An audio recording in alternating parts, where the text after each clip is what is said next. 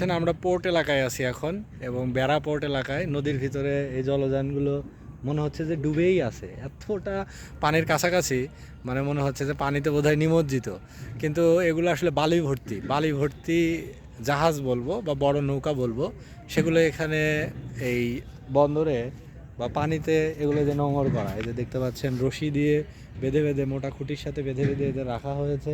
এবং এরা এই যে এখানে এগুলো জাহাজ, এটার ভিতরে বোধহয় অনেক বালি টালি আছে, মানে বালি বোধহয় বহন করে নিয়ে আসছে, কোথাও থেকে নিয়ে আসছে এরকম। তো এই পুরো এলাকা জুড়ে এখানে অনেকগুলো মানে জাহাজ বা বড় নৌকা বলতে পারি, সেগুলো এখানে রয়েছে। এবং আমরা যে পয়েন্টটাতে রয়েছি ওই যে ওখানে যাত্রী পরিবহন হচ্ছে, একটা নৌকা নামাচ্ছে, একটা নৌকা উঠাচ্ছে। এটা হচ্ছে বেড়া এলাকায়, বেড়া পোর্ট এলাকায়, বেড়া বন্দর এলাকায়। এবং ওই যে দূরে দেখতে পাচ্ছেন ওইটা বোধহয় কোনো সিমেন্ট ফ্যাক্টরি। ওই যে সূর্য অস্ত যাবে এবং ফ্যাক্টরি থেকে একটা রাস্তা একদম নদী পর্যন্ত এসেছে, নদীর ভিতরে পর্যন্ত, যেন জাহাজ থেকে শহরে সহজে কাঁচামাল বা পণ্য ইত্যাদি নামাতে পারে বা লোড করতে পারে।